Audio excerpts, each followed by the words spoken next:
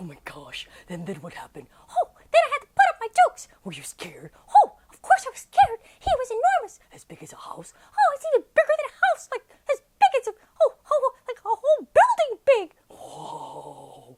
Hi guys. Oh, hello storyteller. Oh, hey kid. Welcome to KidTime StoryTime. We were just talking here. Doug the dinosaur and I. Hey Mickey. That was fun talking to you. Oh, I enjoyed our conversation very much too. We were just talking about my story about Mickey meets the giant. Oh, I think this is going to be a good one. Shall we begin? Let's do it. Okay, kid, let's start. Wow, these guys are really into it. Mickey meets the...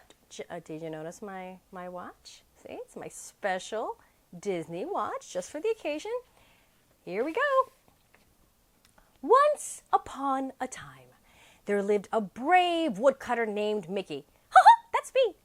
His work took him from place to place. One day he came to a pretty town, and it is quite pretty. Gosh, it sure is. And let's see, it was called Cedar Grove.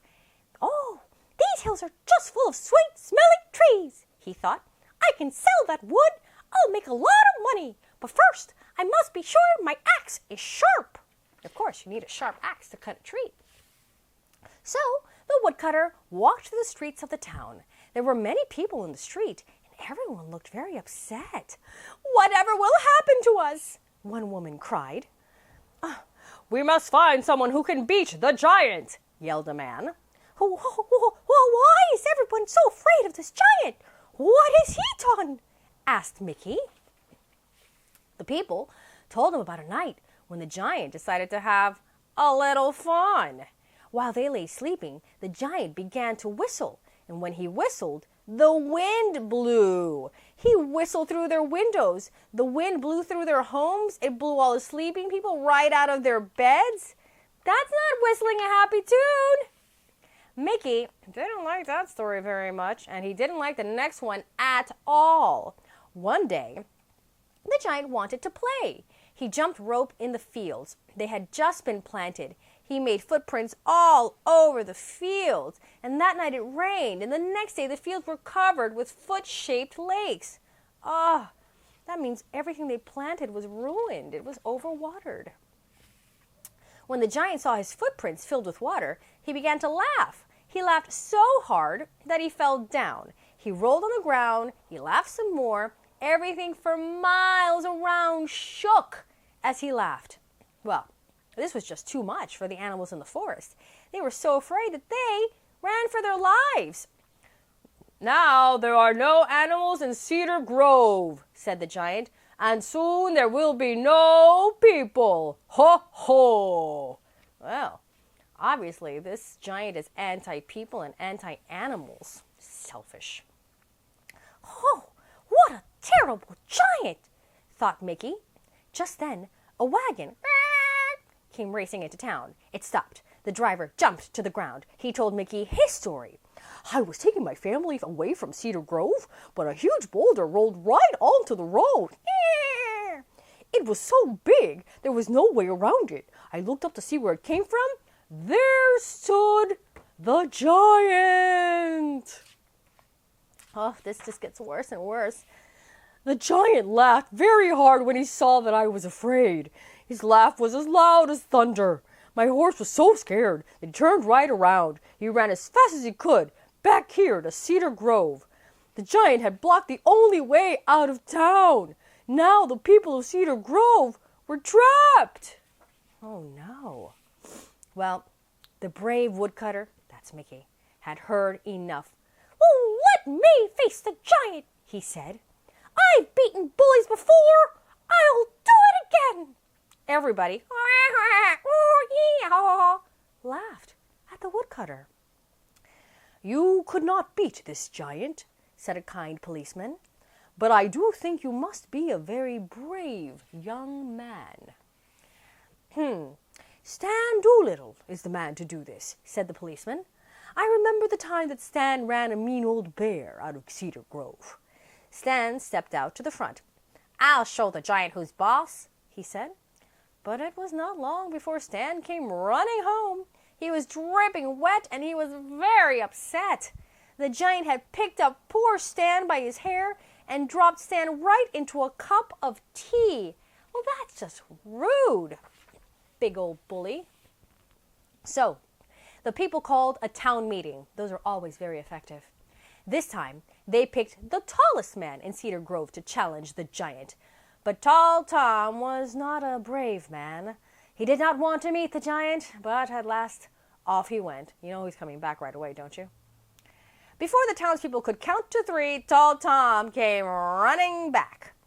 "I just saw the giant break the tallest tree in the forest in 2 pieces," he cried. "I did not want that to happen to me." The people in the town did not know what to do next. Oh my gosh. I just took a glass of water from my cup because I'm so parched from the excitement of the story. "That does it! I'm going to beat that giant," said Mickey. "I may be small, but I am not afraid. Before I'll go, I'll need 3 things. I'll need a bag, I'll need a drinking straw, and I'll need the whitest, roundest cheese in town. I have a plan." The people wondered what the woodcutter wanted with such things, but they gave him what he asked for. After all, I mean, what choice do they have here? Then they told him where to find the giant. "Here's that away." Big round ball of cheese. That looks delicious. If I'm going to go face a giant, I think I would like a big round ball of cheese also to eat. When the woodcutter got to the giant's cave, he looked everywhere, but he could not find the giant. So he walked into the deep, dark cave. There he found bats and rats. But there was no sign of the giant. The woodcutter decided to wait for the giant. He hopped onto a rock outside the cave. Just then the rock began to shake. "Whoa! What's going on here?" cried Mickey. "Oh, look at that. That's not a rock. That's toes." "Ho, ho, ho!" came a rumbling noise from above. The woodcutter looked up and up and up. "Oh, I see. You must be the giant. Well, I am very glad to meet you," said Mickey in a small voice. "Look at that face. Look at that face. It's so cute." "You mean you are not afraid of me?" asked the giant. Afraid of you? Why, I am here to challenge you," said Mickey. "Ho, ho, ho! Bigger men than you have tried to beat me. They have failed. I'll just have to show you how strong I am. Watch this." Then the giant wrapped his huge hand around the widest tree in the forest and he pulled it up as if it were a carrot from a garden. "And this," he said. Then he pounded his huge hand on the ground and the canyon came apart. It became a deep, long canyon. Now, it is my turn," said Mickey to the giant. "Watch how far I can blow this leaf."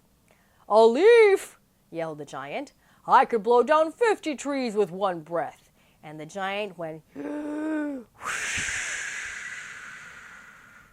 and there lay 50 trees on the forest floor, not to mention these poor flowers, deflowered.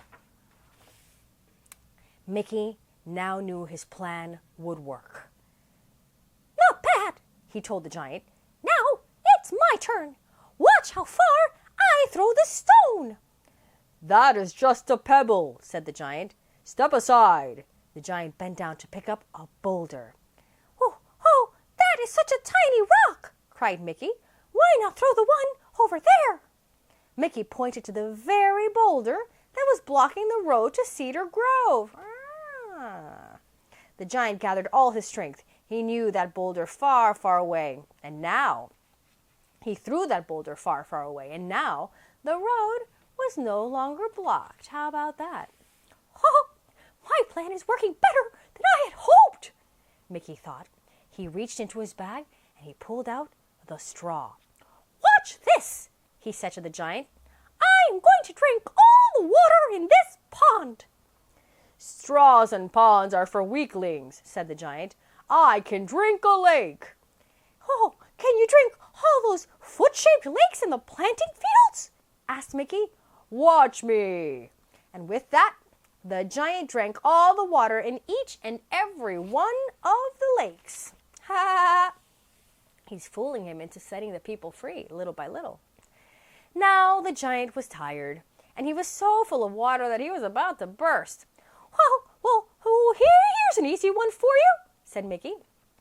How much water can you squeeze from a stone? The giant picked up a stone. He squeezed it as hard as he could, but no water came from the stone. Well, what kind of giant are you? Asked Mickey. He held up the round white cheese. See this stone? Watch this. Then he squeezed and squeezed, and water ran from the cheese. The giant's eyes grew big with fear. And if you don't leave Cedar Grove at once, said Mickey, why I'll... The giant turned and ran before Mickey even finished that sentence. Mickey smiled to himself. His plan had worked. He had stood up to the giant, and he had made the giant put all of the wrong things he had done, made him right again. Quickly, he went back to town. He told the people what he had done, and they cheered Mickey for his courage. He became the hero of the town. And from that time on, the people of Cedar Grove lived in peace, and that giant, well, what happened, Mickey? Oh, well, he was never heard from again. Gosh, you are so brave. Oh, gosh, it was nothing. I had to defend that town. That bully was just wrecking everything for everyone, and that's just wrong. I love you. Oh, gosh. Thanks, Dog. I love you, too. Oh, Mickey loves me. Yes, he does. And we love Mickey's stories, don't we, Mickey? And this was Mickey Meets the Giants. I love this book. I love this book. I love you, Mickey. Oh, gosh. I love this book. I love Mickey. I love this book. I love Mickey. Oh, oh, oh. See you next time, everyone, on Hit It. KidTime Story time! Huh?